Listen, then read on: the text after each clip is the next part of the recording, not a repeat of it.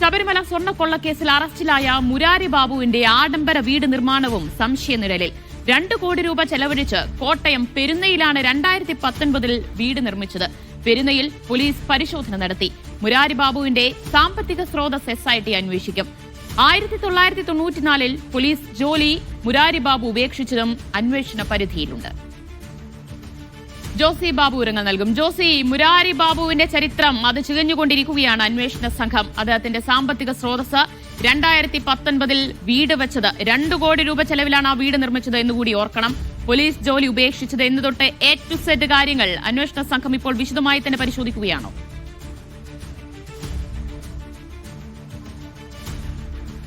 ദിവ്യ, തീർച്ചയായും അടിമുടി ദുരൂഹത നിറഞ്ഞതാണ് മുരാരി ബാബുവിന്റെ സാമ്പത്തിക വളർച്ച. കേവലം ഒരു ക്ലർക്കായി ദേവസ്വം ബോർഡിൽ ജോലിക്ക് കയറിയ ആളാണ് 2 കോടിയിലേറെ വിലമതിക്കുന്ന വീട് നിർമ്മിച്ചത്. അതും 2019 കാലഘട്ടത്തിൽ ശബരിമലയിലെ സ്വർണ്ണക്കൊള്ള നടക്കുന്ന കാലഘട്ടത്തിൽ തന്നെയാണ് ഈ ആഡംബര ബംഗ്ലാവ് നിർമ്മിച്ചതെന്നുള്ളതാണ് പോലീസ് കണ്ടെത്തിയിരിക്കുന്നത്. ഇന്നലെ SIT സംഘം പരിശോധന നടത്തി, ദീർഘനേരം പരിശോധന നടത്തിയിരുന്നു. 3 മണി മുതൽ രാത്രി ഏകദേശം 10:30 വരെ പരിശോധനകൾ നീണ്ടു. ഈ പരിശോധന സമയത്തും വീടിനെ സംബന്ധിച്ചുള്ള വിവരങ്ങൾ SIT സംഘം ശേഖരിച്ചിട്ടുണ്ട് എന്നാണ് നമ്മൾ മനസ്സിലാക്കുന്നത്. എന്തായാലും തടി ഉരുപ്പടികളടക്കം വലിയ രീതിയിൽ കോടിക്കണക്കിന് രൂപയുടെ മുൻ ദേവസ്വം മന്ത്രി കടകംപള്ളി സുരേന്ദ്രൻ മാധ്യമങ്ങളെ കാണുകയാണ്. മറ്റ് ശിക്ഷേമ സമിതിയുടെ അദ്ദേഹം കൂടുതൽ പ്രതികരണങ്ങൾക്ക് തയ്യാറായിട്ടില്ല. എന്തായാലും SIT അന്വേഷണം പുരോഗമിക്കുന്നതിനിടെ സ്വർണം കണ്ടെത്തിയ വാർത്ത കൂടി പുറത്തു വരുന്നുണ്ട്. അതിന്റെ പശ്ചാത്തലത്തിലാണ് മാധ്യമ പ്രവർത്തകർ അദ്ദേഹത്തോട് പ്രതികരണം ആരാഞ്ഞത്. പക്ഷേ അദ്ദേഹം പ്രതികരിച്ചിട്ടില്ല. വീണ്ടും ജോസിയിലേക്ക്. ജോസി, തുടരാം.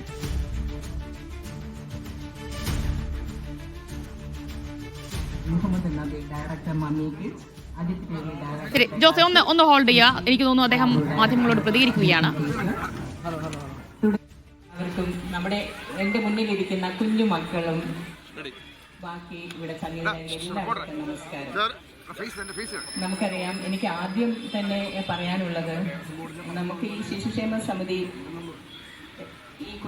ഇതിന്റെ തുടക്കത്തിൽ പറഞ്ഞ കാര്യം മാത്രമേ എനിക്കിപ്പോഴും ആവർത്തിക്കാൻ. 6 ആഴ്ചക്കാലം കാത്തിരിക്കാൻ നമ്മുടെ തലസ്ഥാന നഗരിയിലെ മാധ്യമങ്ങളോട് ഞാൻ തുടക്കം മുതൽ പറയുകയാണ്. അന്വേഷണം അതിന്റെ ശരിയായിട്ടുള്ള ദിശയിൽ തന്നെയാണ് പോകുന്നതെന്ന് എല്ലാവരും അഭിപ്രായപ്പെടുന്നുണ്ട്. അന്വേഷണം പൂർത്തീകരിക്കട്ടെ. അന്വേഷണത്തിൽ കുറ്റവാളികൾ ആരാണെന്ന് തെളിയട്ടെ. അവരുടെ പേരിൽ കർശനമായ നിലപാട് സ്വീകരിക്കുമെന്ന് ഗവൺമെന്റും ആവർത്തിച്ച് പ്രഖ്യാപിച്ചിട്ടുണ്ട്. അന്വേഷണത്തിന്റെ ഘട്ടത്തിൽ എന്തെങ്കിലും പറയാൻ അതിനുള്ള പ്രത്യേകമായിട്ടുള്ള കഴിവൊന്നും എനിക്കില്ല. നിങ്ങൾ മാധ്യമങ്ങൾ പറയുന്ന വാർത്തകൾ മാത്രമേ നമ്മുടെ മുന്നിലുള്ളൂ. ഏതായാലും അന്വേഷണം നടക്കുകയാണ്. അന്വേഷണം ശരിയായിട്ടുള്ള ദിശയിലാണ് നടക്കുന്നത്. ബഹുമാനപ്പെട്ട ഹൈക്കോടതിയുടെ നിരീക്ഷണത്തിലാണ് നടക്കുന്നത്. ഹൈക്കോടതി നിയോഗിച്ച SIT ആണ് അന്വേഷിക്കുന്നത്. അപ്പൊ കുറ്റവാളികളെ മുഴുവൻ പേരെയും കണ്ടെത്തുമെന്നുള്ള കാര്യത്തിൽ നിങ്ങൾക്ക് യാതൊരു ആശങ്കയും വേണ്ട. 6 ആഴ്ചക്കാലം ദയവ് ചെയ്ത് കാത്തിരിക്കും. അന്വേഷണത്തിന് അത് പൂർത്തിയാക്കാനുള്ള സമയം കൊടുക്കൂ. 6 ആഴ്ചയെങ്കിലും കാത്തിരിക്കൂ. അത് തുടക്കം മുതൽ താൻ പറയുന്നതാണ്. അത് തന്നെയാണ് തനിക്കിപ്പോഴും പറയാനുള്ളത്. കോടതിയുടെ മേൽനോട്ടത്തിലാണ് അന്വേഷണം നടക്കുന്നത്. അന്വേഷണം ശരിയായ ദിശയിൽ തന്നെ മുന്നോട്ട് പോവുകയും ചെയ്യുന്നുണ്ട്. അപ്പോൾ കുറ്റക്കാർ ശിക്ഷിക്കപ്പെടും, സത്യം പുറത്തുവരും എന്നാണ് മുൻ ദേവസ്വം മന്ത്രി കടകംപള്ളി സുരേന്ദ്രന്റെ പ്രതികരണം. വീണ്ടും ജോസിയിലേക്ക്. ജോസി, നമ്മൾ മുരാരി ബാബുവിന്റെ ദുരൂഹ ഇടപാടുകളെ കുറിച്ചൊക്കെയായിരുന്നു സംസാരിച്ചു വന്നത്. 2019 അദ്ദേഹം വീട് വെച്ചതിൽ 2 കോടി രൂപ ചെലവിൽ വീട് വെച്ചതിലും അതുപോലെ തന്നെ പോലീസ് ജോലി ഉപേക്ഷിച്ച ദേവസ്വം ബോർഡ് ഉദ്യോഗസ്ഥനായതിലടക്കം വലിയ പരിശോധന നടന്നുവരികയാണ്. എന്തൊക്കെയാണ് ഇതുവരെയുള്ള കണ്ടെത്തലുകൾ?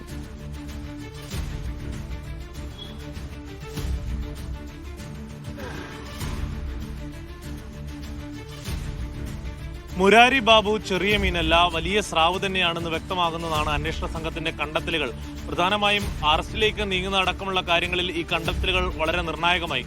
ഇപ്പോൾ ഏറ്റവും ഒടുവിൽ ആഡംബര വീട് നിർമ്മാണവുമായി ബന്ധപ്പെട്ടുകൊണ്ടുള്ള വിവരങ്ങളാണ് പുറത്തുവരുന്നത്. അന്വേഷണ സംഘം ഇന്നലെ വളരെ വിശദമായി വീട്ടിൽ പരിശോധന നടത്തി. പെരുന്നയിലെ വീട്ടിൽ വൈകുന്നേരം 3 മണി മുതൽ വൈകിട്ട് 10:30 വരെ നീളുന്ന പരിശോധന നടത്തി. ഈ പരിശോധനകളിലാണ് ഇത്തരത്തിൽ വലിയ രീതിയിലുള്ള സാമ്പത്തിക ഇടപാടുകൾ ഈ വീട് നിർമ്മാണവുമായി ബന്ധപ്പെട്ടുകൊണ്ട് നടന്നിട്ടുണ്ട് എന്ന് വ്യക്തമാകുന്നത്. ഏകദേശം 2 കോടിയിലധികം രൂപ വില വരുന്ന വീടാണ് പെരുന്നയിൽ നിർമ്മിച്ചത്. വലിയ തടി ഉരുപ്പടികൾ ഉപയോഗിച്ച് നിർമ്മിച്ചിട്ടുണ്ട്. 2019 കാലഘട്ടത്തിൽ ശബരിമലയിലെ സ്വർണ്ണക്കൊള്ള നടക്കുന്ന കാലഘട്ടത്തിൽ തന്നെയാണ് ഈ വീട് നിർമ്മാണം എന്നതാണ് ഇതിൽ ഏറ്റവും ദുരൂഹത വർദ്ധിപ്പിക്കുന്നത്. കൂടാതെ ഏറ്റുമാനൂർ, തിരുനക്കര അമ്പലങ്ങളിലൊക്കെയും ഓഫീസറായി ജോലി ചെയ്യുമ്പോൾ വനം വകുപ്പിനെ തടി ഉരുപ്പടികൾ ദേവസ്വം ബോർഡിന്റെ നിർമ്മാണ ജോലികൾക്ക് വേണമെന്ന് ആവശ്യപ്പെട്ടുകൊണ്ട് മുരാരി ബാബു സമീപിച്ചിരുന്നതായും SITക്ക് വിവരം ലഭിച്ചിട്ടുണ്ട്. അന്ന് പല ക്ഷേത്രോപദേശക സമിതികളും പലരും നിർമ്മാണത്തിന് എതിർപ്പ് പറഞ്ഞതുകൊണ്ടാണ് അതൊന്നും നടക്കാതെ പോയത്. ഏറ്റുമാനൂർ ക്ഷേത്രത്തിലെ രുദ്രാക്ഷത്തിന്റെ വിവാദം, അതോടൊപ്പം തന്നെ ശ്രീകോവിലെ തീപിടുത്തമടക്കമുള്ള പല കാര്യങ്ങളിലും ദേവസ്വം വിജിലൻസിന്റെ റിപ്പോർട്ട് മുരാരി ബാബുവിന് എതിരായിരുന്നു. കൂടാതെ 1997 കേവലം ഒരു ക്ലർക്കായി കയറിയ ദേവസ്വം ബോർഡിൽ ജോലിക്ക് കയറിയ ഈ മുരാരി ബാബുവിന്റെ സാമ്പത്തിക വളർച്ച ഞെട്ടിപ്പിക്കുന്നതാകുന്നു. ഉന്നത ബന്ധങ്ങൾ ഇദ്ദേഹത്തിനുണ്ട്. കൂടാതെ പലയിടത്തും കമ്മീഷൻ ഇടപാടുകൾ നടത്തുന്നുണ്ട്. ഒരു ശബരിമലയിലെ പല ഇടപാടുകൾ വഴിപാടിലടക്കമുള്ള ആളുകളെ ബിനാമികളായി നിർത്തിയാണ് മുരാരി ബാബു പണമിടപാട് നടത്തുന്നത്. പല ഇടപാടുകളിലും വലിയ രീതിയിൽ കമ്മീഷൻ കൈപ്പറ്റിയിരുന്നു അടക്കമുള്ള കാര്യങ്ങൾ കണ്ടെത്തിയിരുന്നു. 1994 പോലീസിൽ ജോലിയിൽ പ്രവേശിച്ചു. അന്ന് കണ്ണൂരിൽ ബറ്റാലിയനിലായിരുന്നു ജോലിയിൽ നേടിയിരുന്നത്. അത് കഴിഞ്ഞ് ഏതാനും മാസം കഴിഞ്ഞ് പോലീസ് ജോലി ഉപേക്ഷിച്ചു. പിന്നീട് ഇയാളെ പിരിച്ചുവിടുകയും ചെയ്തു. ഇതിലൊക്കെയും എന്തെങ്കിലും തരത്തിലുള്ള ഇടപാടുകളുണ്ട്. പിന്നീട് പോലീസ് ജോലി സർക്കാർ ഔദ്യോഗിക തരത്തിലുള്ള ഒരു ഉദ്യോഗസ്ഥനായിരുന്ന മുരാരി ബാബു പോലീസ് ജോലി ഉപേക്ഷിച്ച് പിന്നീട് എന്തുകൊണ്ട് ദേവസ്വം ബോർഡിൽ 97 കയറിയെന്ന അടക്കമുള്ള കാര്യങ്ങളിലേക്കും അന്വേഷണം നടക്കുന്നുണ്ട്. അപ്പോൾ ജോസി, ഈ കാലയളവിൽ വർഷങ്ങളായി നടത്തിയ ഈ ക്രമക്കേടുകളിലൂടെ വലിയ രീതിയിലുള്ള സ്വത്ത് സമ്പാദനം, അനധികൃത സ്വത്ത് സമ്പാദനം തന്നെ മുരാരി ബാബു നടത്തിയിട്ടുണ്ട് എന്നാണ് വ്യക്തമാകുന്നത്.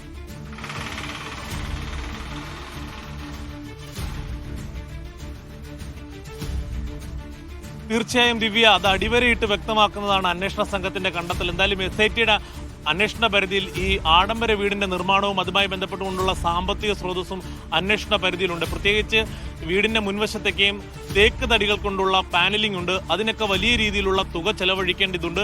സാധാരണ ജോലിക്കാരനായിരുന്ന മുരാരി ബാബു പിന്നീട് പ്രൊമോഷൻ ലഭിച്ചാണ് അഡ്മിനിസ്ട്രേറ്റീവ് ഓഫീസർ വരെ ആയിട്ടുള്ളത്. ഈ കാലയളവിൽ ഉണ്ടായിരിക്കുന്ന ഈ ശമ്പള വർധന കൊണ്ട് മാത്രം അങ്ങനെ ഒരു വലിയ 2 കോടിയോളം വില വരുന്ന ഒരു വീട് നിർമ്മിക്കുന്നതിനുള്ള വരുമാനം ഉണ്ടാവുകയില്ല. കൂടാതെ സാധാരണ ഒരു കുടുംബത്തിൽ ജനിച്ച ആളാണ് മുരാരി ബാബു. ഇത്തരത്തിലുള്ള ചില നിഗമനങ്ങളാണ് ഈ വലിയ വീട് നിർമ്മാണത്തിൽ, ആഡംബര വീട് നിർമ്മാണത്തിൽ വലിയ തോതിലുള്ള കള്ളപ്പണ സാമ്പത്തിക ഇടപാടുകൾ നടന്നിട്ടുള്ളത് എന്ന് കണ്ടെത്തുന്നത്. അതോടൊപ്പം തന്നെ ചില ബിനാമി ഇടപാടുകൾ, ഞാൻ നേരത്തെ സൂചിപ്പിച്ചതുപോലെ പല ക്ഷേത്രങ്ങളിലും പല നേർച്ചകളും അതോടൊപ്പം ആന എഴുന്നള്ളിപ്പടക്കമുള്ള കാര്യങ്ങളിൽ കമ്മീഷനും മറ്റും കൈപ്പറ്റി എന്നുള്ള കാര്യം നേരത്തെ തന്നെ ദേവസ്വം വിജിലൻസ് കണ്ടെത്തിയിരുന്നു. അതും ഇപ്പോൾ പ്രത്യേക അന്വേഷണ സംഘത്തിന്റെ പരിധിയിലുണ്ട്. ഇക്കാര്യങ്ങളൊക്കെയും വിശദമായി അന്വേഷിക്കും. കഴിഞ്ഞ ദിവസവും ഈ മുരാരി ബാബുവിന്റെ വീട്ടിൽ പരിശോധന നടത്തി, ഇന്നലെയും പരിശോധന നടത്തി, വീണ്ടും പരിശോധനകൾ നടത്താനുള്ള സാധ്യതയുണ്ട്. കൂടുതൽ വിവരങ്ങൾ അന്വേഷണ സംഘം തേടുന്നുണ്ട്. മണിക്കൂറുകളോളം നീണ്ട ചെലവിട്ടാണ് ഈ അന്വേഷണങ്ങൾ നടക്കുന്നത്. വീട് നിർമ്മാണം മാത്രമല്ല, മറ്റ് ബാങ്ക് ഇടപാടുകൾ, സാമ്പത്തിക ഇടപാടുകൾ, ആരുമൊക്കെയാണ് സാമ്പത്തിക ഇടപാടുകൾ നടത്തിയിട്ടുള്ളത്, ആരെല്ലാമാണ് മുരാരി ബാബുവുമായി ഇടപെട്ടുകൊണ്ട് ക്ഷേത്രങ്ങളിൽ ബിനാമി ഇടപാടുകൾ നടത്തിയിട്ടുള്ളതെന്ന് അടക്കമുള്ള കാര്യങ്ങൾ അന്വേഷണ പരിധിയിലുണ്ട്. എന്തായാലും മുരാരി ബാബു ഈ സാമ്പത്തിക തട്ടിപ്പിൽ അല്ലെങ്കിൽ ശബരിമല കൊള്ളയിൽ വലിയ ഇടപാടുകൾ നടത്തിയിട്ടുണ്ട് എന്ന് വ്യക്തമാക്കുന്ന തരത്തിലുള്ള നിർണായക തെളിവുകൾ വെറുമൊരു ദേവസ്വം ബോർഡ് ഉദ്യോഗസ്ഥനായ മുരാരി ബാബുവിന് എങ്ങനെയാണ് കോടികളുടെ സ്വത്ത് സമ്പാദനം ഉണ്ടായത് എന്നത് വിശദമായി തന്നെ പരിശോധിക്കുന്നു. 2019 ശബരിമലയിൽ സ്വർണ്ണക്കൊള്ള നടന്ന അതേ സമയത്ത് തന്നെയാണ് ഏതാണ്ട് 2 കോടിയിലധികം രൂപ വരുന്ന വീട് നിർമ്മാണം